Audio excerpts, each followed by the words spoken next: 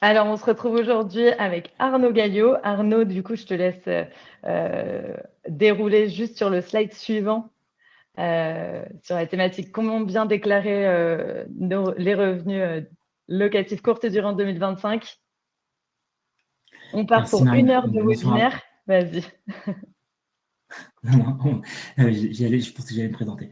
Donc, bonsoir à tous. Donc, je suis Arnaud Gaillot, je suis cofondateur de Clower et on accompagne du coup des milliers d'investisseurs sur leur déclaration fiscale au quotidien.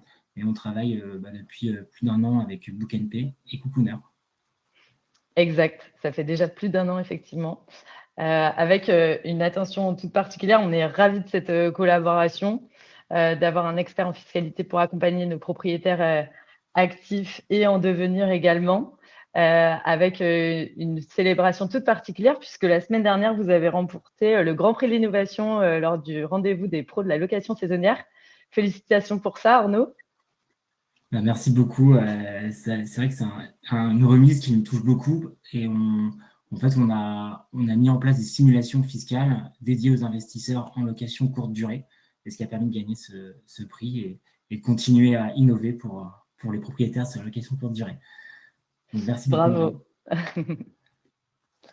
Alors, en préambule de ce webinaire, on commence un webinaire pour une durée donc de 1 heure. Pour rappel, ce webinaire, il est enregistré. Il vous sera adressé du coup pour un replay sous 24 heures. N'hésitez pas à poser toutes vos questions tout au long du webinaire dans le chat box que vous avez. Je vois que ça y est, tout le monde a bien eu le réflexe. On a un fil qui est bien nourri et on va pouvoir commencer dès maintenant. Donc, c'est parti.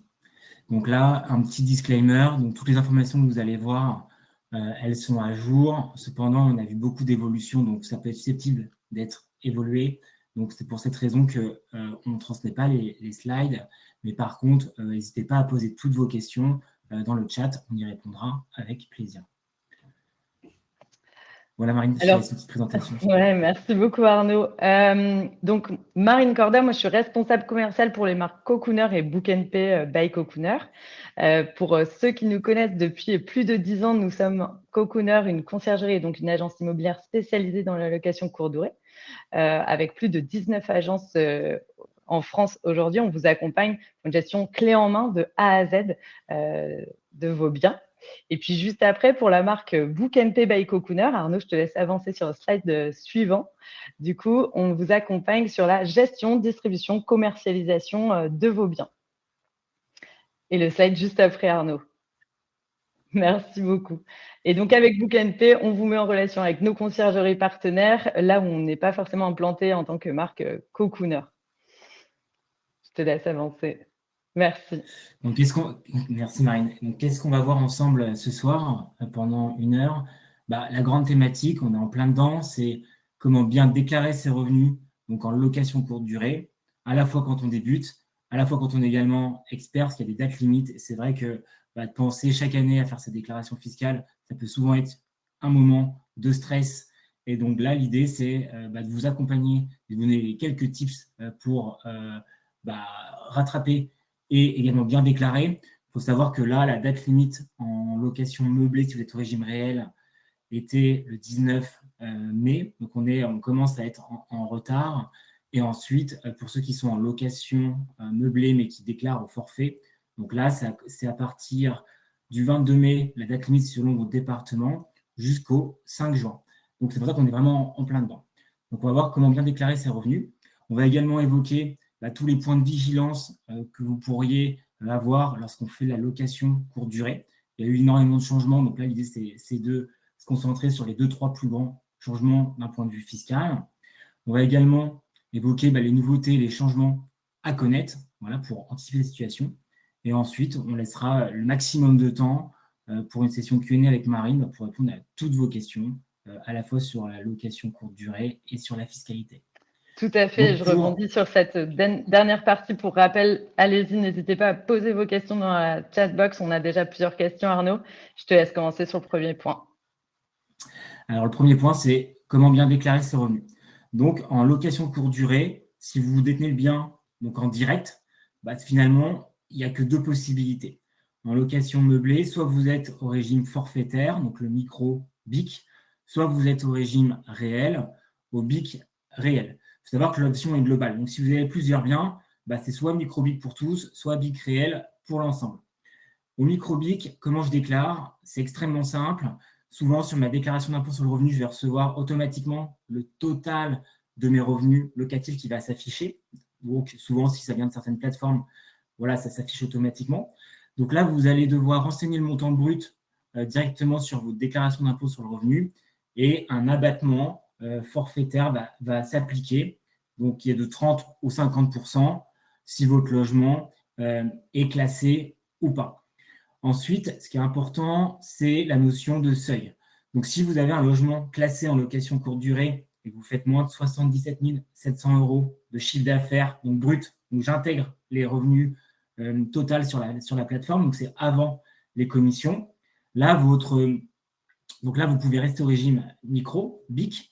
Par contre, si on a le cas, si vous êtes propriétaire et que votre logement n'est pas classé et que vous faites de la location courte durée et que ça dépasse les 15 000 euros, là, vous ne pouvez plus rester au micro BIC et vous êtes contraint de passer au régime BIC réel et donc de faire une IAS fiscale.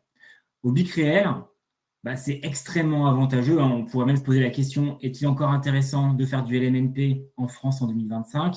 Au BIC réel, la réponse va être oui, parce qu'on va pouvoir continuer à déduire l'intégralité de vos dépenses, de vos charges, et surtout continuer à amortir le bien. La contrepartie exact. Alors, je me permets, Arnaud, dans ce cadre-là, sur le régime réel, j'ai une question intéressante qui est, peut-on déclarer des travaux en location courte durée ? Alors, au régime réel, on va pouvoir déclarer des travaux, et c'est la grande force du régime réel, c'est qu'on peut déclarer et déduire des travaux d'agrandissement, des travaux d'amélioration et des travaux d'entretien. Donc, vous allez pouvoir tout intégrer dans votre comptabilité, alors qu'au régime micro-BIC, ou si on était en location vide, vous ne pourriez pas le faire. Donc, c'est vraiment pour cette raison que le régime BIC réel, quand on fait de location meublée, on fait beaucoup de travaux, on fait du mobilier. Il y a souvent, en 90-95% des cas, ce sera plus intéressant de passer au régime réel. Par contre, la contrepartie, c'est que c'est un petit peu plus compliqué. C'est qu'il faut faire une IAS fiscale. Et là, en fait, c'est pour cette raison, donc on a une déclaration 2031 avec différentes annexes à produire. Pour cette raison qu'on met la marine comptable presque obligatoire, parce que finalement, il n'y a aucune loi qui indique c'est dans l'obligation d'avoir un comptable ou un expert comptable. Mais en revanche, si on n'est pas du métier, c'est quasiment impossible de sortir. Effectivement, ça vient sous-entendre finalement. C'est pour ça. Et donc, une fois que j'ai fait cette IAS-là, je la télétransmets au service des impôts. Les télétransmissions, elles se font par un EDI, donc c'est un logiciel qui déjà coûte une fortune si vous le faites vous-même. Donc ça, c'est vraiment la grosse barrière à l'entrée. Le deuxième point à ne pas oublier, c'est qu'une fois que j'ai fait ma IAS fiscale, mais je n'ai pas tout à fait fini ma déclaration, je vais devoir reporter mon résultat fiscal et mon déficit sur ma déclaration d'impôt sur le revenu. Donc voilà le point de vigilance. Ensuite, la fiscalité, le taux sera le même. Mes revenus seront imposés à mon taux marginal d'imposition, donc qui est de 0 jusqu'à 45%, auquel je viens ajouter la CSG-CRDS de 17,2%. Parfait, merci. N'hésitez pas dans le chat à indiquer quel régime vous utilisez. J'allais préciser justement. Alors après, effectivement, on entre un peu plus dans l'opérationnel et c'est pile ton slide puisqu'on nous dit quelle est la case pour déclarer en micro-BIC. Voilà, on y vient. Donc, comment bien déclarer ses revenus ? Donc là, imaginons, on part du principe que vous avez fait déjà votre case fiscale avec votre comptable ou avec Lower, par exemple. Si vous êtes au régime micro-BIC, là, c'est dans l'annexe 2042 CPRO de votre déclaration d'impôt sur le revenu que vous avez, dans la majorité des cas, vous faites en ligne. Là, vous allez dans la partie revenus des locations meublées non professionnelles. Régime micro-BIC, si vous êtes en location meublée classique, c'est la 5ND. Et si vous êtes en meublé de tourisme donc classé, là, vous êtes dans la case 5NG. Donc, c'est l'une des deux cases au micro-BIC. Au régime réel, vous prenez le résultat fiscal qui est sur votre classe, vous le reportez. Donc là, si vous avez fait un résultat positif, c'est dans la case 5NA. Et si vous avez un résultat déficitaire, ce sera la case 5NY. Je passe directement à la slide suivante parce que c'est plus lisible. Donc là, on prend l'exemple quelle information vous avez besoin pour faire votre déclaration d'impôt sur le revenu correctement lorsque j'ai des revenus de location de courte durée. La première information que vous allez avoir besoin, c'est votre numéro de sirène. Le numéro de sirène, vous l'obtenez lorsque vous déclarez votre activité pour obtenir votre numéro d'activité. Là, je réinsiste sur ce point parce que le numéro de sirène, c'est obligatoire d'enregistrer son activité sur l'INPI, même si vous êtes au micro, au régime réel, que vous louez qu'une partie de l'année, votre résidence principale, vous êtes dans l'obligation d'obtenir ce numéro d'activité dans les 15 jours où vous démarrez votre activité. Donc, si vous êtes en retard et que vous ne l'avez toujours pas fait, ce n'est pas dramatique, mais faites-le parce que c'est ce qui vous permet de rattacher votre activité auprès de l'administration fiscale et de choisir le régime fiscal. Donc, pour résumer, je dois obtenir mon numéro de sirène. J'ai mon résultat fiscal que j'ai sur ma liasse et j'ai également si je suis en déficit, s'il y a certains déficits que je n'ai pas imputés, je dois également le récupérer, ce qui va me permettre, de remplir mon résultat fiscal. Donc, si je suis négatif, ce qui est la plupart du temps, je suis négatif sur les premières années parce que on l'a vu, je peux amortir mes travaux, déduire mes frais d'agence, mes frais de notaire. Donc, souvent, les premières années, je vais laisser la case 5 années vide. Parmi les frais, Arnaud, excuse-moi, parmi les frais effectivement qui sont déductibles au réel, on avait exactement cette question, qui sont les frais de gestion, sont-ils déductibles? Exactement. Et également les frais comptables. Oui, exactement au réel. Vraiment, tout est déductible. Les seules choses on va plutôt partir de l'inverse, il faut partir du principe que tout est déductible. Les seules choses qui ne sont pas déductibles, souvent, ça va être si par exemple j'ai hérité d'un bien et il y a eu des frais de notaire au niveau des frais de transmission. Frais de succession. Frais de transmission ne sont pas déductibles. De succession, exactement. Okay. Sinon, tout le reste est complètement déductible dans la mesure où c'est dans l'intérêt économique de l'activité. Voilà. Très bien, ok. Dans une posture de don du vivant également, on va pouvoir les déduire, ou est-ce que ça s'intègre aussi dans le sillage des droits de succession, par exemple? Non, tu pourras pas les déduire parce que quand si tu fais de la donation, en fait, selon qui va reprendre les revenus, donc va prendre l'usufruit, tu vas juste changer ton régime fiscal et changer ton déclarant. Donc, tu ne pourras pas déduire ces frais-là. C'est vraiment quasiment la seule chose que tu peux déduire.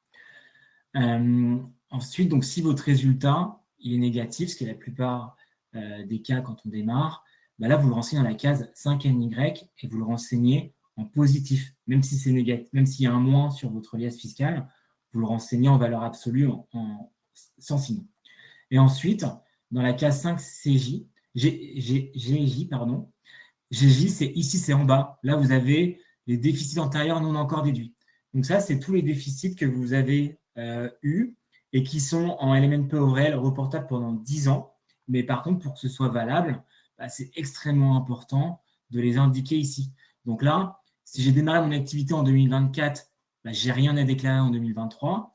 Par contre, le déficit que j'aurai en 2024, je le remonterai en 2024 que l'année prochaine, sur ma future déclaration. Une autre astuce, là, vous voyez, il y a écrit adresse de la location en bas. Moi, je recommande, et ce qui est vraiment important, c'est de renseigner l'adresse de location sur le bien où vous générez le plus de revenus locatifs. Voilà, donc c'est vraiment une astuce à connaître. Indiquez vraiment l'adresse où vous avez votre plus grosse activité. On a une deuxième question très intéressante, notamment sur les différents types en fait, de location. Est-ce que ce format déclaratif s'applique aussi à la moyenne durée? Et les avantages du réel aussi. Alors, c'est exactement la même chose. Alors, au régime réel, il va y avoir, d'un point de vue fiscal, il n'y aura pas de différence, il y aura juste la notion d'URSSAF, de cotisation en fonction du seuil. Okay. Au régime micro, il va y avoir une différence, c'est sur l'abattement. On a vu qu'on pouvait avoir un abattement entre 30 ou 50%. Donc, si je fais la location meublée classique au micro, j'ai un abattement de 50%. Si en location courte durée, si mon logement est classé, je bénéficie des 50% si je fais moins de 77 700 €. Par contre, si mon logement n'est pas classé, là, je descends à 30%. Ça veut dire que je suis imposé sur 70% de mes revenus. Donc, finalement, c'est quoi les alternatives? Il y en a deux, c'est un, je fais classer mon logement, ou alors je bascule directement au régime réel. Merci beaucoup, Arnaud. Donc, les points de vigilance, on commence à avoir quelques questions là-dessus. Donc, je vais aller directement sur cette partie-là. Pour moi, il y a 6 grands points de vigilance lorsqu'on fait de la location courte durée, qu'on veut démarrer une activité. Le premier, c'est, depuis la loi Le Meur, vérifier absolument l'absence d'interdiction dans le règlement de copropriété. Si vous avez un bien dans une copro, vérifiez ce point-là parce qu'aujourd'hui, la copro peut venir radier votre activité. Donc, vérifiez ce point-là. Le deuxième, c'est d'enregistrer son logement en mairie via un formulaire. Et puis là, on l'a vu, ça devient de plus en plus intéressant, si on veut rester au J-Micro, de faire classer son logement. Donc, deuxième point. Le troisième, on a beaucoup parlé là depuis le début du webinaire, finalement, c'est d'anticiper ses revenus fiscaux. Et donc, comment je les anticipe ? C'est en choisissant dès le début de mon activité ou chaque année le bon régime fiscal. Donc, si je détiens mon bien en direct, finalement, je n'ai pas trop le choix, c'est soit au micro, soit au régime réel. Et si je détiens mon bien via une société, donc type une SCI, le fait de faire location meublée, je bascule automatiquement à l'impôt sur les sociétés. Donc, il y a des cas où je rencontre régulièrement des clients qui ont, par héritage ou qui ont des biens dans une SCI familiale, une SCI à l'IR, et ils se disent, tiens, ça peut être intéressant de faire location courte durée.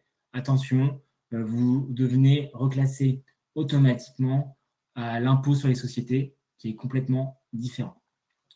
L'étape 4, on l'a évoqué, obtenir un numéro de série dans les 15 jours de votre activité est obligatoire, peu importe que vous soyez au micro, au réel, ou encore que vous louez ne serait-ce une semaine votre résidence principale. Voilà. Dès lors que vous allez louer votre résidence principale, je ne sais pas s'il y a des propriétaires ici qui louent leur résidence principale, mais si vous louez que vous générez plus de 760 € de revenus de courte durée à l'année, vous êtes dans l'obligation du coup de les déclarer et d'avoir votre numéro de siret obligatoire.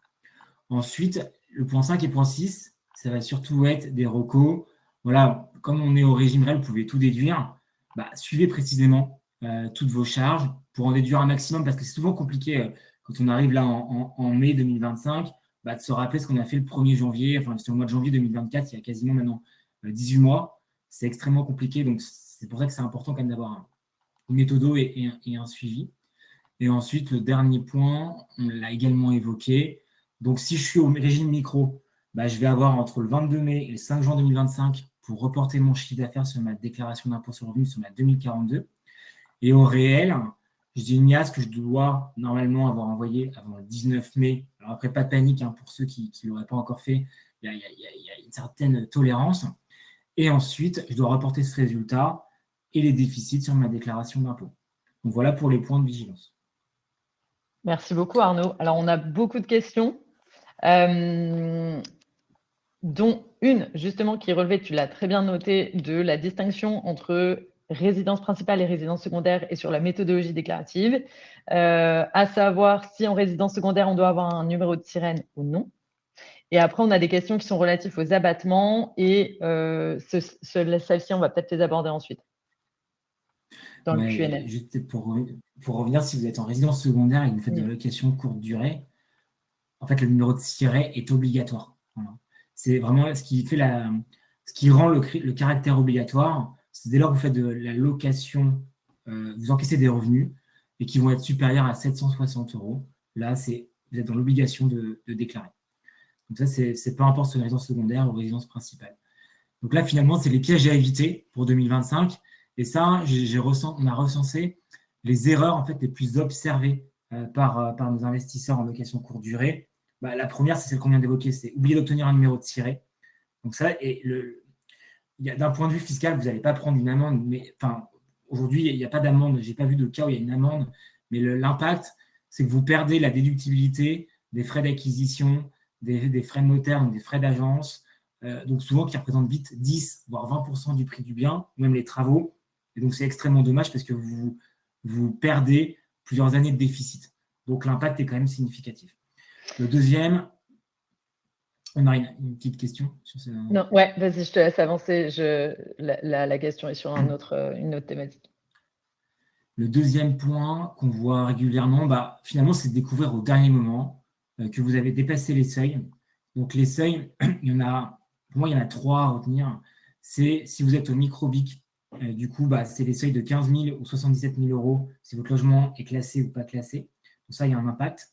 Il y a le seuil de l'URSSAF aussi. Lorsque vous faites de la location courte durée, et même que vous soyez au régime micro ou au régime réel, si vous faites plus de 23 000 euros de revenus locatifs en location courte durée, vous devez payer un minimum forfaitaire d'URSSAF sur tous les revenus qui sont au-dessus de 23 000 euros.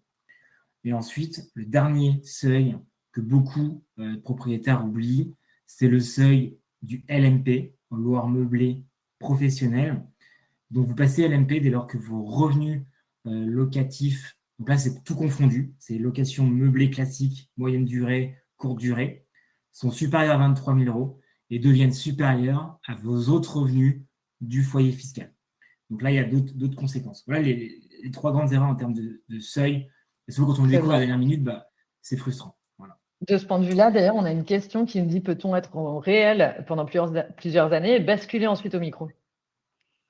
Oui, exactement. En fait, chaque année, vous avez la possibilité de changer de régime, micro ou réel. Par contre, c'est un courrier de levée d'option qui doit être fait auprès de l'administration fiscale. Et cette option-là, pour 2025, donc pour les revenus 2025, doit être exercée avant fin mai. Donc là, globalement, il reste 10 jours pour le faire si vous souhaitez changer de régime pour 2025. Très bien. On a 2 questions qui sont relatives à l'expatriation, que ce soit en Europe donc, ou en dehors de l'Europe, et à savoir du coup comment optimiser aussi sa fiscalité lorsque le seul revenu finalement qu'on génère sur le territoire français est lié à la location d'un bien. En l'occurrence, on a une situation d'usufruit et une autre situation qui est en pleine propriété.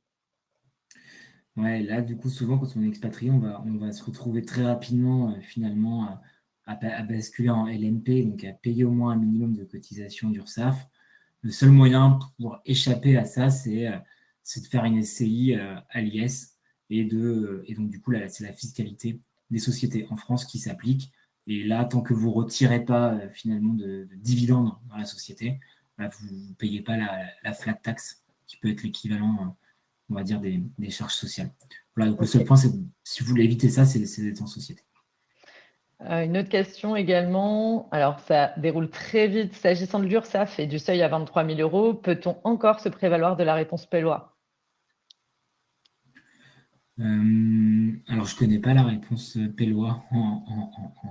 Je veux bien quelques précisions pour celui qui a mis là. Mais... Donc, c'est pas dire de bêtises.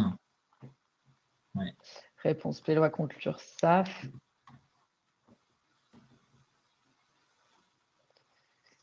En principe, en application de l'article L611-1 du Code de la Sécurité sociale, sont assujettis au régime social des indépendants des loueurs meublés touristes, donc LMP, au sens de l'article 155-4 du CGI, mais aussi les loueurs du meublé non professionnel LMNP qui exercent une activité de location meublée touristique avec un chiffre d'affaires supérieur à 23 000 euros. Oui, donc c'est ça. Hein, donc finalement, dès que vous faites plus de 23 000 euros de chiffre d'affaires en location courte durée, même si vous êtes en dessous les seuils de LMP, vous êtes quand même soumis aux cotisations URSSAF, qui sont forfaitaires si vous ne faites rien. Voilà, donc, et après, par contre, vous pouvez très bien être en LMNP, faire plus de 23 000 euros et exercer l'option auprès de l'URSSAF, auprès du RSI. Et dans ce cas-là, vous payez juste un minimum de cotisation URSSAF qui est d'environ 1 000 euros, enfin 1 200 euros par an. Et du coup, votre calcul d'URSSAF n'est pas sur le chiffre d'affaires, mais se calcule sur votre résultat fiscal. Okay. Quelles sont les pénalités? Tu parlais tout à l'heure, justement, on est à 10 jours de l'échéance, la dernière date pour pouvoir déclarer ses revenus. Quelles sont les pénalités qu'on encourt s'il n'y a pas de déclaration effectuée en 2025? Donc, le process, il est de la sorte. La limite est le 19 mai. Souvent, je vais recevoir sous 4 semaines à peu près Et dans 4 semaines, je vais recevoir un courrier de mise en demeure des impôts m'indiquant que je n'ai pas envoyé ma liasse fiscale et que du coup, j'ai 30 jours pour régulariser ma situation. Donc là, ça va être finalement, on va se retrouver, allez, on va dire le 19 juin. On va dire le 19 juin, je vais avoir 30 jours pour envoyer ma liasse fiscale. Et si je ne le fais pas, j'encours une amende, une pénalité de 150 € par page manquante. Donc, j'ai globalement, dans l'annexe, il y a à peu près 10 pages, entre 10 et 20 pages. Donc, généralement, la pénalité, elle est de 1500, environ 1500 €. Voilà. OK. Merci beaucoup. Si je n'ai encore rien fait, quels conseils est-ce que tu pourrais donner du coup pour être dans les temps sur cette Ouais. déclaration? Bien sûr, j'avais préparé cette slide, je n'ai pas eu le temps de l'intégrer. Les recos, la première reco, en fait, c'est avertissez votre SIE, c'est votre service des impôts. Voilà, là, on est le 21. Effectivement, le principe de Donc bonne foi, quoi qu'il arrive, ouais, c'est ça. vous prémunira C'est finalement la meilleure des d'éventuelles pratiques. poursuites.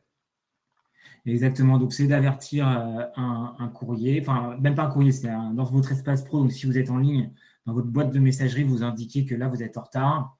Vous mettez ça sur le dos du comptable en disant que le comptable n'a pas encore sorti ma liasse. On est dessus. J'ai besoin encore quelques semaines pour vous l'envoyer. Voilà. Donc, ça, première étape, avertissez votre SIE, vous êtes de bonne foi. Deuxième, par contre, ça veut dire qu'il faut maintenant produire votre liasse fiscale. Donc, entamer les démarches. Faites-vous accompagner pour produire cette liasse fiscale.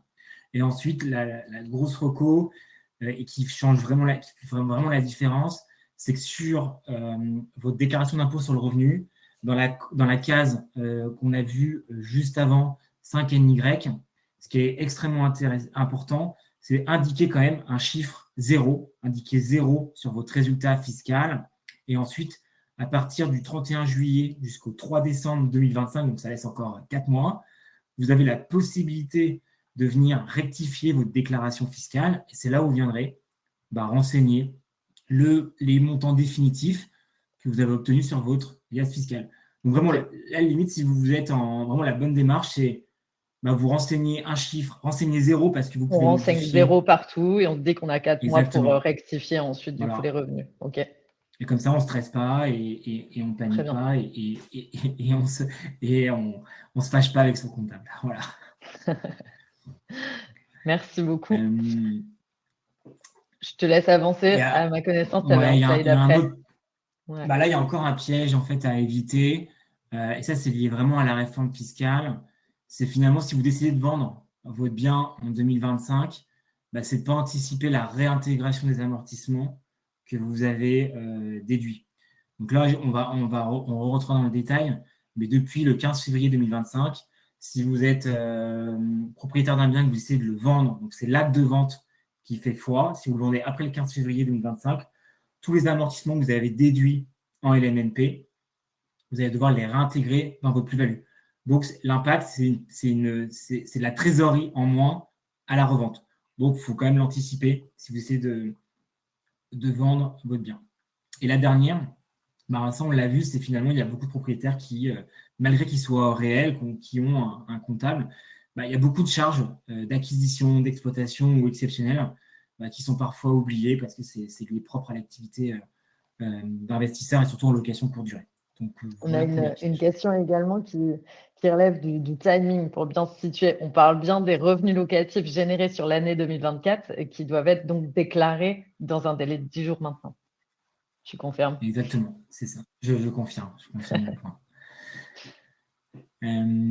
Donc là, c'est le slide, on a beaucoup abordé le point. Donc, pour aller assez vite, les nouveautés de 2025 applicables au micro-BIC. Donc là, si je vais être au régime micro, donc régime forfaitaire, le changement lié à la loi Lemer qui a été votée fin novembre 2024. Le grand impact, c'est que si vous êtes en meublé de tourisme, vous faites la location courte durée et votre logement n'est pas classé, les seuils de plafond et d'abattement ont été abaissés. Donc, vous êtes maintenant désormais à un plafond de 15 000 €, abattement de 30%. Et ça, c'est dès les revenus 2024. Si votre logement est classé, là, à partir de revenus 2025, vous allez descendre à 77 700 € et un abattement de 50%. Pour les autres, pas de changement, sauf pour les chambres d'hôtes où ce sera pareil, ce sera 77 700 € et 50%. Pour la location classique, pas de changement non plus. Là, du coup, qu'est-ce qu'on doit retenir de cette slide? C'est que si vous voulez rester au régime micro, faites classer votre logement. Voilà, c'est vraiment le point à retenir ici. Je viens préciser la notion de classification. On parle donc d'être classé en meublé de tourisme. Dans la chatbox, j'ai ajouté du coup la source d'Atout France qui vous met en relation. Et puis nous aussi, auprès de Book & Pay Cocooner, on a des partenaires en classification justement de meublé de tourisme. Donc n'hésitez pas aussi à revenir vers vos chargés de compte à ce sujet-là. La deuxième nouveauté qui là s'applique vraiment au régime réel, là, on l'a évoqué, c'est la réintégration des amortissements. Donc, si vous vendez votre bien après février, tous les amortissements que vous avez déduits, et ça peut être même il y a 5 ou 10 ans, doivent être réintégrés dans le calcul de plus-value. L'impact, il est simple. Là, on a pris un exemple où j'ai un bien que j'ai acheté il y a 10 ans. Avant la réforme, j'avais une plus-value du coup de 20 000 euros, parce que je l'ai revendu 120 000 euros. J'ai eu un amortissement d'environ 3% par an sur 10 ans, donc j'ai amorti 30 000 euros. Mon impôt, si j'avais vendu avant la réforme, était de 5 000 euros. Après la réforme, mon assiette de calcul n'est plus de 20 000 euros d'impôt, et je dois réintégrer mes 30 000 euros d'amortissement que j'ai déduit. Et donc là, finalement, je vais payer de l'impôt sur 50 000, et donc mon impôt sera de 15 000 euros, donc quasiment 3 fois plus dans ce cas-là. Donc là, quelles sont les options possibles pour éviter cette hausse d'impôt? La première, c'est qu'il y a quand même une bonne nouvelle, c'est qu'à date, au moment où on se parle, c'est susceptible de quand même d'évoluer dans les années à venir, c'est que l'abattement pour durée de détention n'est pas remis en cause. Donc, qu'est-ce qu'est l'abattement pour durée de détention? C'est dès lors que vous êtes propriétaire, que vous détenez un bien depuis plus de 5 ans, à partir de la 5e année de détention, vous allez commencer à avoir un abattement sur votre plus-value, à la fois l'impôt sur le revenu et à la fois sur les prélèvements sociaux. C'est-à-dire que la plus-value immobilière des particuliers en France, vous êtes imposé à 36,2%, dont 19% d'impôt sur le revenu et 17,2% de prélèvements sociaux. À partir de 22 ans de détention, vous allez être totalement exonéré des 19% et au bout de 30 ans, des 17,2%. Donc finalement, l'option la plus simple, c'est laquelle? C'est de conserver son bien dans le patrimoine et d'attendre et de continuer à louer en location courte durée son bien dans le temps. Donc première option. La deuxième, c'est de changer son mode d'exploitation avant la vente. Donc, ça peut être d'en faire sa résidence principale. Ça peut être de mettre une société intermédiaire d'exploitation entre les deux. Ça peut être l'autre cas, l'avant-dernier cas, ça va être de passer en SCI à l'IS. Mais attention, il y a des droits de mutation et donc, ce n'est pas forcément pertinent en fonction de la situation de chacun.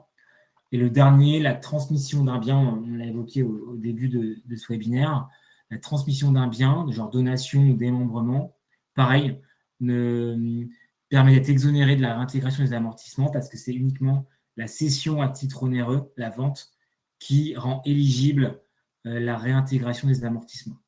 Donc, il va y avoir 2 cas où c'est exclu, c'est si j'ai investi dans des résidences étudiantes, dans les EHPAD, type résidence senior.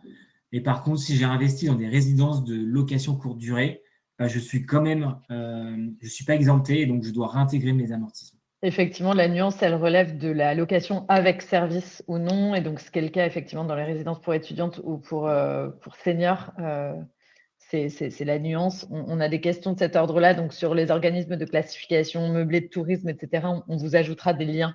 J'en ai mis déjà dans la chatbox. N'hésitez pas à remonter. Si un bien est classé ou non, et non pas un autre, il faut appliquer l'abattement spécifique pour chacun d'entre eux.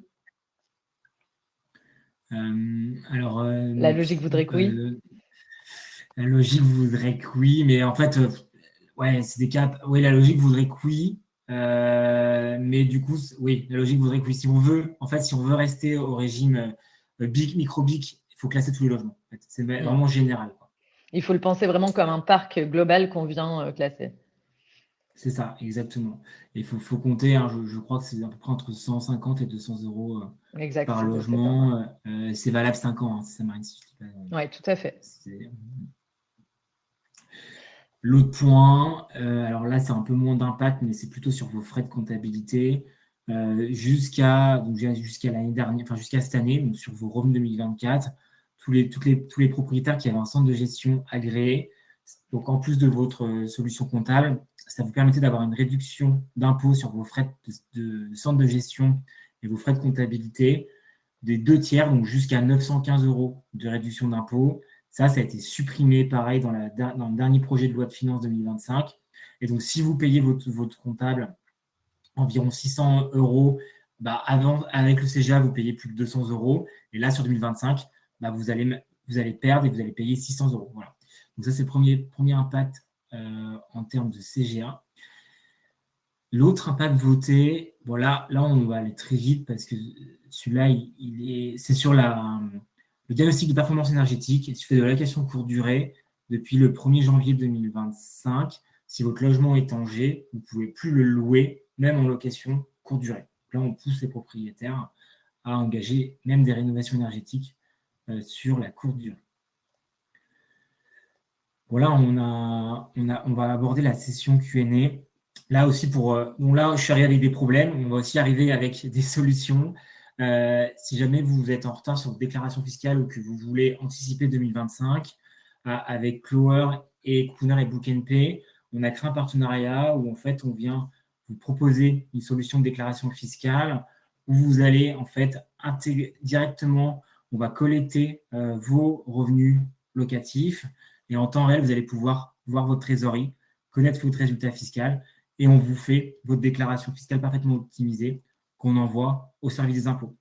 Aujourd'hui, la déclaration est à 269 € TTC par an et vous rajoutez 130 € par bien supplémentaire.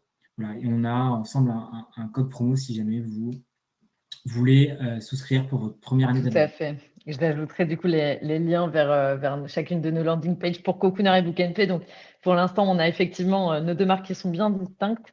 N'hésitez pas d'ailleurs à préciser si vous êtes propriétaire Cocooner ou Book Pay. Ça nous permet aussi d'avoir une meilleure lecture de notre panel d'audience. On m'a demandé des organismes de classification. On a un de nos partenaires Sphinx qui traite sur toute la France. Donc, je vous mets dans le chat box aussi les contacts.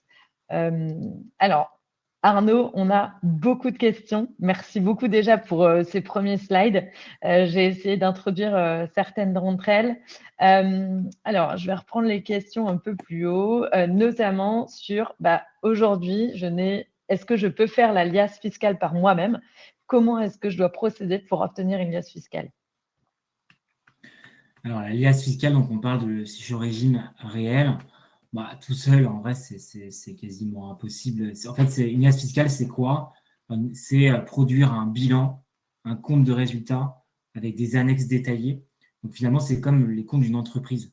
Donc, si vous n'avez pas de la famille comptable, là, vous êtes coincé.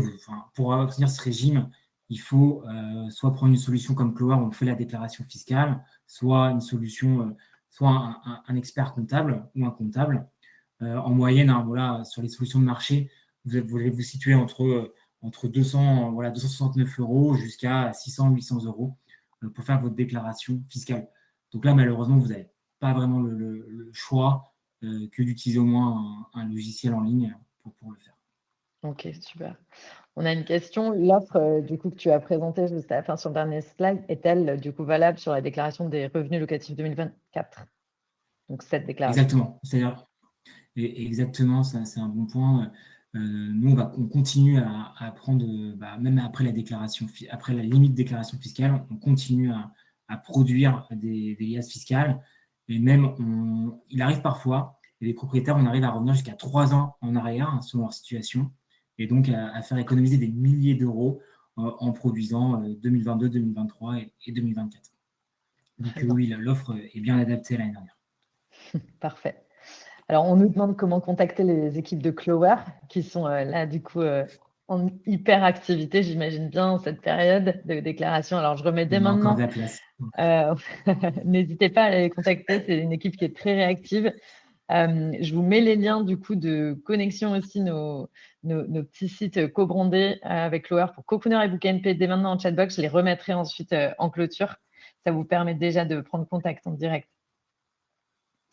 Hop. On a des questions. Alors, je remonte le fil de notre chatbox. On a des questions sur. Hop, alors, on a des cocooners Book and Pay, c'est top. Merci beaucoup parce que vous êtes très réactifs dans la chatbox. Donc, fiscalement, on nous demande, sujet très intéressant qu'on rencontre également auprès de nos contacts propriétaires lorsque vous nous contactez pour un projet de mise en location. Est-il plus intéressant de louer son bien en courte durée ou en longue durée? La Marine, tu prends la réponse ou tu veux Ouais, que tout je à donne mon fait. point de vue fiscal? Alors effectivement, cette question, on la rencontre régulièrement parce que la loi Le Meur a remis en perspective un petit peu la fiscalité, les revenus. Concrètement, dans de l'urbain, beaucoup se posent la question, notamment parce que fiscalement, vous n'allez pas pouvoir avoir bénéficié des mêmes avantages, voire même vous allez devoir du coup faire une demande de changement d'usage et donc se le voir potentiellement refusé. On garde en tête pour autant, et c'est l'intérêt de ce webinaire, que dès lors qu'on se tourne vers un professionnel et qu'on peut vous accompagner notamment sur ce changement d'usage et sur la mise en conformité et la professionnalisation aussi de votre activité en tant que loueur meublé de tourisme, on va pouvoir optimiser vos revenus sur de la courte durée également. Donc, d'un point de vue fiscal, la location courte durée reste intéressante. Il faut bien noter que vous pouvez effectivement déduire les frais de gestion et surtout, vous bénéficierez de cet avantage clé qui est le fait que vous ayez un logement qui est entretenu régulièrement par nos services ou par nos partenaires du coup qui sont acteurs. Donc, on reste convaincu que l'activité de courte durée, donc en meublé de tourisme, est intéressante. Pour autant, il faut effectivement avancer sur la classification de vos biens en meublé de tourisme de façon à avoir l'esprit tranquille. Alors, on a une question sur le VEFA. Ça te parle le VEFA, Arnaud? Ouais, allons-y. Ok. Ouais, Du on coup, va se faire le challenger VEFA. ce soir. Ouais, c'est ça. Alors, j'ai acheté un VEFA, nous dit un propriétaire, remise des clés en août 2024, mais première location qui est intervenue en mars 2025. Puis-je déduire mon acquisition des frais et frais de notaire, du coup, issus de 2024? Ouais, alors la réponse, elle va être très simple. C'est si vous n'avez pas utilisé à titre personnel le bien entre le moment de l'achat et la première mise en location, donc ça n'a pas été votre résidence principale ou une résidence secondaire à votre profit, dans ce cas, vous allez pouvoir reprendre et déduire tous les frais parce que c'est des frais que vous avez eus pour la mise en service de votre bien, donc de votre activité. Donc la réponse est oui. Voilà, le point de vigilance, c'est est-ce que vous n'avez pas loué en nu entre les deux? Est-ce que vous n'avez pas utilisé le bien à titre perso entre les deux? Voilà le point de vigilance. Ce sera la nuance, ok. On nous demande sous quel délai on obtient un numéro de sirène ou de sirène. Donc pareil, j'ai remis dans le chatbox, mais en général, on est sur un délai maximum de 7 jours pour obtenir son numéro de sirène. Ouais, ça peut. En fait, ça va dépendre aussi du département, enfin de la ville, mais en moyenne. Alors nous, c'est pareil, les numéros de sirène, on les fait, on accompagne les propriétaires là-dessus pour vraiment la mise en conformité fiscale. Généralement, enfin là sur une période de rush, comptez que ça peut prendre jusqu'à 3 semaines globalement. 7 jours si tout va bien, mais en vrai, ça peut aller jusqu'à 3 semaines. Oui, c'est ça. On a engagement à 7 jours, mais on peut imaginer 3 semaines. Donc, dans ce Ouais. cadre-là, si je fais classer mon logement maintenant en meublé de tourisme, est-ce que je peux bénéficier de l'abattement sur les revenus dégagés en 2024? Je dirais que non, en fait, ça sera trop tard. Non, ce sera trop tard. Ouais, à mon sens, il faut que la classification ait été faite Ouais. sur l'année sur laquelle vous avez généré les revenus locatifs. Donc, revenus locatifs 2024, classification 2024. On nous demande où trouver les documents de la liasse fiscale, du coup, pour le faire soi-même. Pour faire la liasse fiscale ou pour reporter les informations? Alors, Parce que je pense que c'est là où il y a une distinction, c'est qu'effectivement, la liasse fiscale, la produire par soi-même, ça semble délicat, non? Ouais, c'est très délicat parce qu'il y a aussi une nuance, c'est que vous devez calculer vos amortissements. Et les amortissements, c'est extrêmement compliqué parce que si vous n'êtes pas du milieu, vous devez décomposer votre bien, sortir une quote-part du terrain et derrière être hyper rigoureux sur le calcul. Et ensuite, donc ça, c'est vraiment le point technique. Et ensuite, il faut bien représenter dans les bonnes cases. Et l'alias fiscal, Ça fait environ une vingtaine de pages, hein. Donc, c'est des annexes. Si vous voulez retrouver votre résultat à reporter dans votre liasse fiscale de la 2031, c'est le montant qui est un moment qui s'indique résultat fiscal. Donc, vous avez deux colonnes. Une première colonne qui sera le résultat s'il est positif, et la deuxième colonne la plus à droite de la feuille, c'est-à-dire que votre résultat est négatif. Donc, c'est ce montant-là que vous reportez. Et ensuite, vous devez reporter aussi le stock de déficit qui n'a pas été imputé. Donc là, il se retrouve également en dessous sur une petite ligne, déficit non encore imputé à reporter. Donc c'est ce montant-là que vous venez reporter sur la case donc 2023 ou 2024 de votre déclaration d'impôt sur le revenu. Ok. Merci beaucoup. Mon bien est classé meublé tourisme, mais je n'ai pas eu l'autorisation du syndic pour pouvoir le louer en meublé courte durée. Que dois-je faire? D'un point de vue fiscal, vous déclarez-le en location courte durée. En revanche, par contre, là, c'est plutôt un point de vue réglementaire. C'est que la copropriété peut vous attaquer, peut vous attaquer et vous attaquer en justice pour vous faire interdire la location courte durée. Tout à fait. Pour être très exact sur le règlement de copropriété, effectivement, il doit stipuler qu'il interdit strictement l'activité de location courte durée. C'est très important, effectivement, l'encadrement de la loi Le Meur autour de ça. C'est-à-dire que lors de l'Assemblée générale, il vaut mieux se prévaloir de ces interdictions en présentant lors de l'AG son projet de location courte durée et être sûr qu'au-delà du syndic, c'est surtout le règlement de copropriété qui vient interdire et donc qui recoupe effectivement, en tout cas sa rédaction ne concerne pas que le gestionnaire de copro, mais surtout les copropriétaires.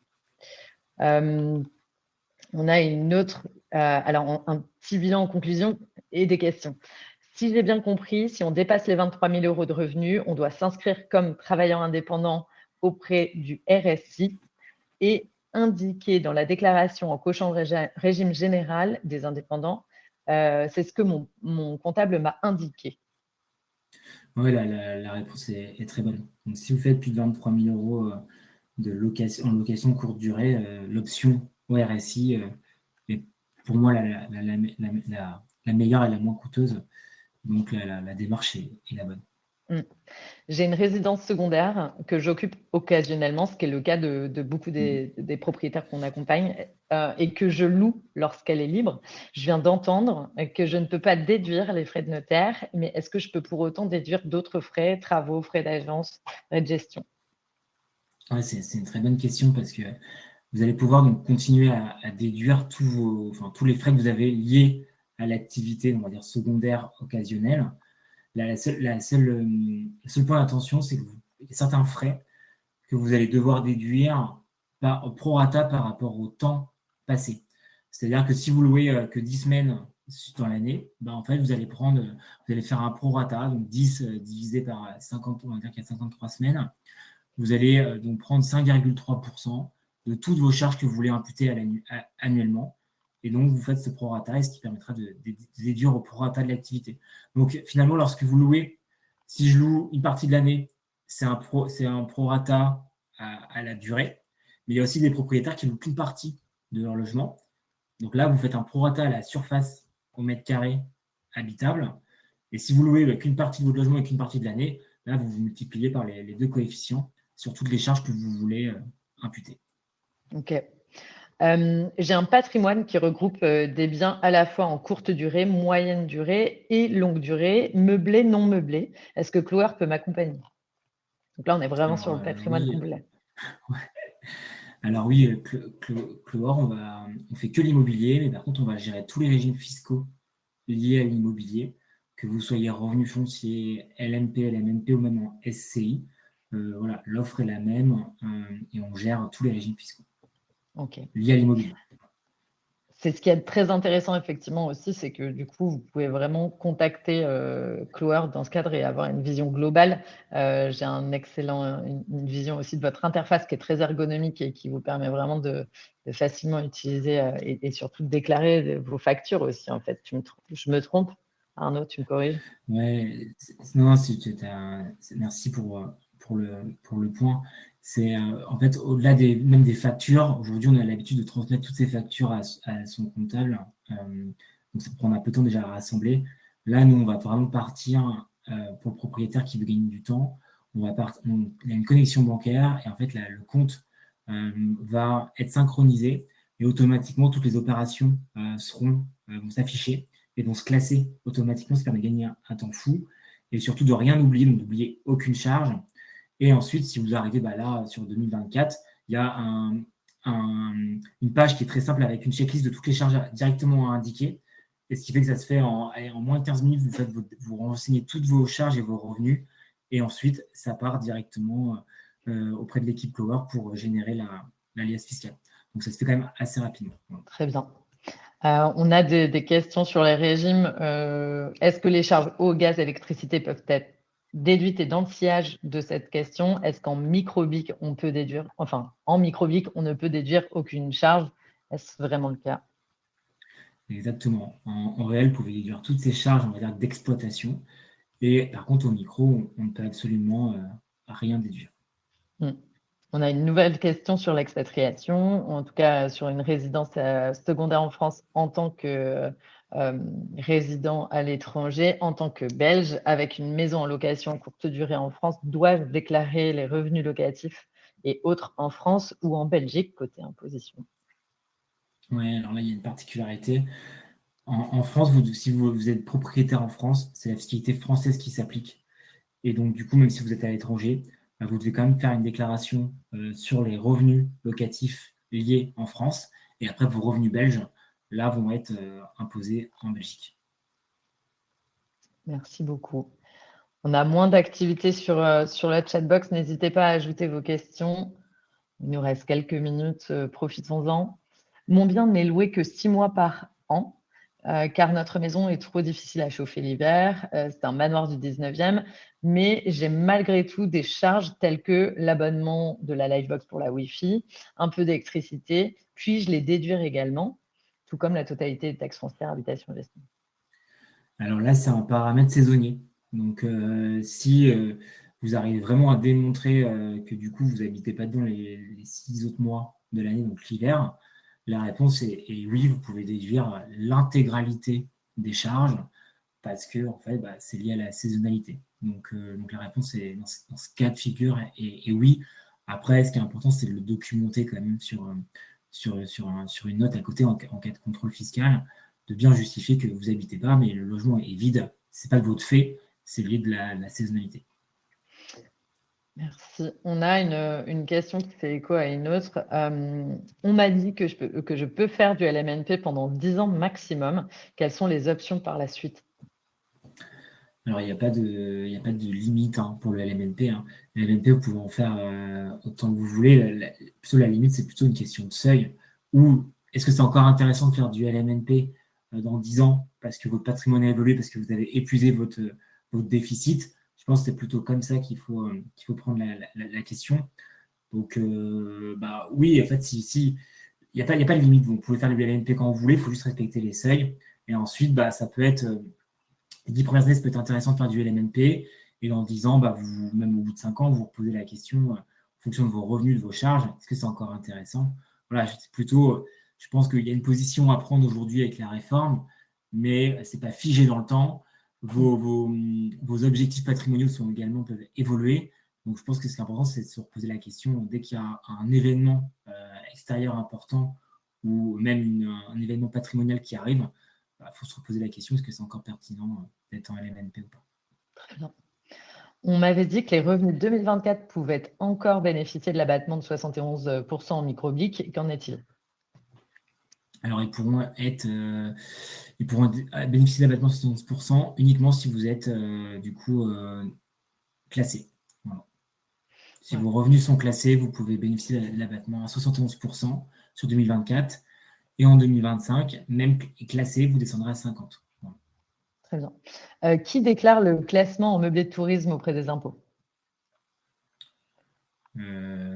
Alors personne. Le classement va se faire auprès d'un organisme local, et c'est vous qui, lorsque vous allez faire votre déclaration d'impôt sur le revenu, vous allez cocher la petite case, je vais revenir dessus. Ouais. Voilà, donc là, vous allez classer ici la case 5NG, donc location de chambre d'hôte et meublé de tourisme classé. Donc, c'est vous-même qui renseignez cette option-là. Voilà. Il n'y a pas de... Je n'ai pas encore vu de transmission de l'organisme classé qui l'envoie directement aux impôts. Donc, c'est de votre fait, c'est votre démarche à aller renseigner cette case 5NG en micro. On a une question. Si on a un chiffre d'affaires inférieur à 15 000 €, faut-il quand même faire classer le bien? Alors là, ça peut avoir... donc ça, c'est les autres avantages de faire classer son logement. Le premier classement, au lieu de... ça n'a pas seulement un avantage fiscal. Il peut y avoir deux autres avantages. C'est que ça vous... Enfin, même trois. Le premier, c'est que votre logement, du coup, est référencé d'un point de vue local auprès de la mairie, ce qui peut permettre d'avoir des réservations directes et d'être référencé par l'office de tourisme. Premier point. Le deuxième, ça vous donne des étoiles. Donc, peut-être que certains hôtes, ça donne une certaine qualité à votre logement. Donc, deuxième point. Et ensuite, ça peut faire bénéficier. Alors là, c'est pareil. Je suis très vigilant sur ce point-là parce que c'est vraiment localité par localité. Vous pouvez avoir une baisse selon certaines localités de la CFE en classant votre logement. Voilà. Mais c'est vraiment au cas par cas. Donc voilà, mais le plus gros avantage, c'est que ça vous permet de faire référencer votre logement en local et d'assurer un certain confort à vos locataires.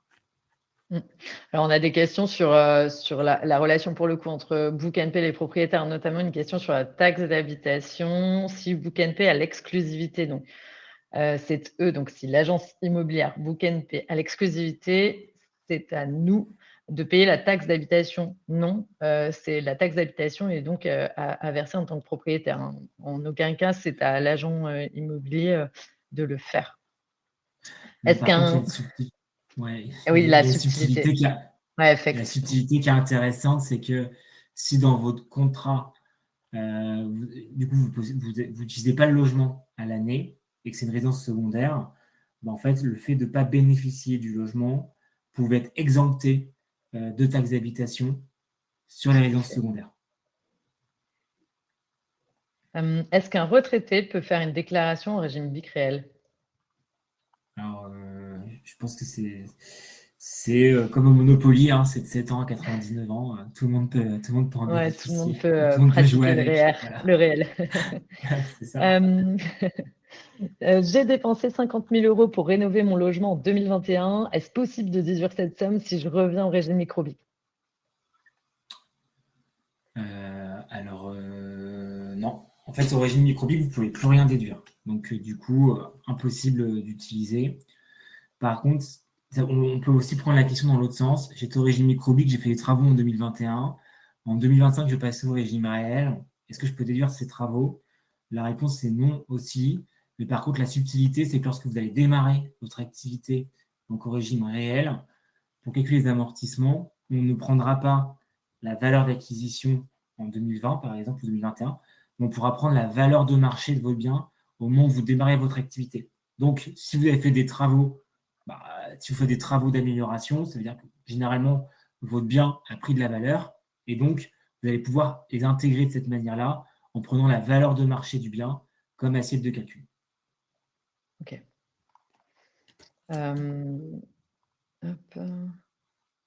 Alors, pardon, le propriétaire revient sur son propos. On parlait effectivement du micro-BIC réel et pas micro-BIC.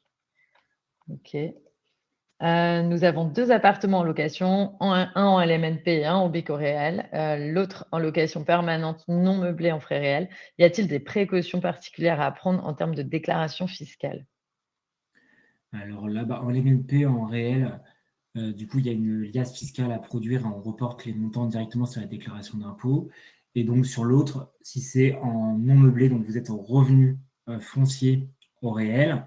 Et là, au tout début de votre déclaration d'impôt sur le revenu, dans les cases à cocher, vous cochez revenu foncier et revenu de location meublée non professionnelle. Et dans les revenus fonciers, là, c'est un peu comme au micro-BIC. Vous allez indiquer le montant du chiffre d'affaires des revenus perçus Et ensuite, il y a les cases à déduire. Vous allez pouvoir déduire que certaines charges, donc c'est-à-dire uniquement les travaux qui sont des travaux d'entretien. Donc, tout ce qui est travaux d'agrandissement ou d'amélioration peuvent être déduits. C'est pouvoir déduire 20 € de forfait frais de gestion par appartement. Et ensuite, vous allez pouvoir déduire des intérêts d'emprunt, mais en fonction du déficit que ça génère, vous ne pouvez pas tout déduire. Voilà. Donc, c'est là, en revenu foncier au régime réel, il n'y a pas de liasse fiscale à part. Tout se fait comme au micro-BIC, sur vos déclarations d'impôt sur le revenu, la 2042. Très bien. On a des questions notamment sur la déclaration des revenus locatifs effectués. Donc, il y a eu 3 fois la question qui revient, qui nous concerne, nous, BookNP, sur qui déclare en fait les frais de plateforme et les revenus. Dans le cadre du coup de la directive DAC 7, je fais écho à une question un peu plus haut. Chaque plateforme en fait déclare individuellement à l'administration fiscale française les montants bruts qu'elle nous a versés tout simplement. Et effectivement ensuite on va, nous, du fait qu'on encaisse en fait les revenus vos revenus en gestion, c'est notre société qui va les déclarer comme vendeur aux autorités fiscales. Sur ces questions-là, n'hésitez pas à remonter. Il y a aussi sur toute la partie classification. Effectivement, si vous êtes en classe meublé de tourisme, il faut que vous en informiez nos équipes également. Au sujet de la taxe foncière, est-ce qu'on peut être exempté si on fait exclusivement du LMNP? Le logement n'est pas une résidence secondaire. Alors non, la taxe foncière, elle est vraiment due par tous les propriétaires. Alors là, c'est complètement indépendant de votre mode d'exploitation. La taxe foncière est à payer pour tout le monde. Il peut y avoir un seul cas d'exonération de la taxe foncière. C'est si vous engagez des travaux de rénovation énergétique globale. L'année où vous faites vos travaux, vous pouvez demander une exemption de taxe foncière. Là, encore une fois, c'est au bon vouloir de la collectivité de vous accorder cette remise. Donc, pour le coup, la taxe foncière est payable par tous, et que sur la taxe d'habitation, où là, on peut essayer d'être exonéré plus facilement. En LMNP, sur la résidence principale, quel est le nombre maximum annuel de nuitées? Alors, le nombre de nuitées maximales, il est de 90 à 120 jours selon les municipalités. Précédemment, jusqu'à la mise en application de la loi Le Maire, était de 120 jours, maintenant elle est de 90. Donc ça, il faut vous rapprocher plutôt des comités de communes, des mairies. Au BIC réel, est-ce que je peux déduire du coup les intérêts de l'emprunt pour l'acquisition de mon bien? Alors oui, au BIC réel, vous pouvez absolument tout déduire. Donc c'est une question qui revient très souvent sur notre chat. C'est est-ce que je peux déduire du coup le crédit? Alors non, je ne déduis pas le crédit, je déduis uniquement les intérêts de l'emprunt. Donc oui, les intérêts d'emprunt, plus l'assurance emprunteur, plus si vous avez des frais de dossier bancaire ou des frais de renégociation de crédit, c'est complètement déductible. Il n'y a que le capital que vous remboursez chaque mois qui n'est pas déductible. J'ai toujours déclaré mes revenus en faisant mon calcul d'abattement avant. Est-ce une erreur? Alors, au régime micro, oui, parce que c'est l'administration fiscale qui calcule directement en fait l'abattement. Donc, si là, je fais la taxe d'habitation, pardon, vas-y. Non, vas-y, Marine. Si je paie la taxe d'habitation, je ne paie pas la CFE ou les deux peuvent-elles se cumuler? Les deux sont cumulables. Okay. La CFE est vraiment liée à l'activité. Donc, la CFE, je la paye si je suis en LMNP. Et la taxe d'habitation, c'est dès lors que c'est une résidence secondaire. Donc, les deux peuvent se cumuler. Est-il vrai que si on passe du temps dans sa résidence, dans son logement qui est en location courte durée, il faudrait déclarer l'équivalent d'un loyer? Alors, on parle plutôt de revenus locatifs annuels. Donc, ouais. C'est une très bonne question. En fait, il y a deux écoles. Donc, soit, en fait, si vous calculez la totalité, vous intégrez la totalité des amortissements à l'année, dans ce cas, vous réintégrez un loyer. Et donc, là, dans ce cas-là, un loyer fictif. Dans ce cas-là, vous pouvez déduire la totalité de vos charges à l'année. Et ensuite, sinon, il y a l'autre option, c'est de faire un prorata, comme on l'a évoqué ensemble. Souvent, il vaut mieux faire un prorata parce qu'il faut intégrer un loyer de marché. Hein. Donc, ça peut être assez significatif, mais les deux écoles se font. Merci. Au BIC réel, est-ce que je peux déduire du coup les intérêts de l'emprunt? On y a répondu un peu plus haut. Je fais un raccourci rapide, mais au réel, on peut tout déduire hors frais de succession. Tu me confirmes le propos? Exactement, c'est ça, c'est très bien raison. Je possède un appartement qui était loué en vide, l'année dernière. Ce logement est désormais loué en meublé saisonnier, en meublé de tourisme du coup. Dois-je le déclarer en micro-BIC? Alors là, on fait les déclarations de revenus 2024, donc il n'est pas déclaré en meublé. Ouais, en fait, là, c'est assez simple. C'est dès lors que vous allez commencer dès que vous avez commencé à louer en location meublée, vous devez avoir un numéro de siret, donc vous devez obtenir un numéro de siret. Et sur ce numéro de siret, vous allez choisir entre le régime micro ou le régime réel. Et si jamais vous ne faites rien et que vous êtes contrôlé, vous allez être automatiquement, par défaut, considéré au micro. Et par contre, en fonction des seuils, vous pouvez ne pas être au micro et être au réel. Donc voilà, donc l'étape 1 pour vous, c'est vraiment de choisir entre les deux régimes et de vous immatriculer. Tout à fait. On arrive à 1h10 presque de webinaire. On a des questions sur lesquelles on a déjà répondu, qui sont réamenées. Donc, pour rappel, ce webinaire, il est enregistré, il vous sera adressé en replay. Il nous reste une ou deux dernières questions peut-être, Arnaud? Oui, avec plaisir. Et puis surtout, ça me convient parfaitement. Et peut-être si on remonte un peu plus haut, là, on a mis des liens pour prendre rendez-vous. Donc, c'est des audits fiscaux Et je gratuits. m'apprêtais à remettre. Voilà, prenez rendez-vous. L'équipe répondra à vos différentes questions. Vous pouvez également les poser sur le chat de Clover et on y répondra avec plaisir. Alors, deux dernières questions en réponse. Alors ça, c'est des réponses internes au chatbox, pardon. La différence entre meublé tourisme et classique? C'est une question générale. La différence, c'est que meublé de tourisme et meublé classique. Meublé de tourisme, vous faites de la location courte durée, c'est-à-dire que en fait, vous louez en fait moins d'un mois. En fait, vous faites des baux de moins d'un mois. Et dès lors que vous allez faire un bail de plus d'un mois, donc bail mobilité entre 1 à 10 mois, bail étudiant entre 9 ou 12 mois, et location longue durée, 12 mois, ce qui là vous basculez du coup en location classique. Donc finalement, la différence, c'est le nombre de jours que vous louez. Très bien, c'est très clair. Eh bien, on arrive à la fin de ce webinaire. Merci beaucoup, Arnaud. Merci Marine, c'était top. Super, C'était beaucoup vraiment de questions, top. super audience. Tout à fait, on est ravis de vous retrouver sur ces points-là. À titre informatif, on prévoit aussi réorganiser un prochain webinaire. On reviendra vers vous dans les prochaines newsletters avec les dates.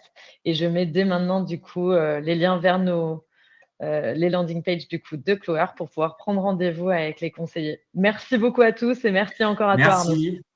Merci Marine, très belle Bonne soirée à tous. soirée. À bientôt. Au revoir. Au revoir.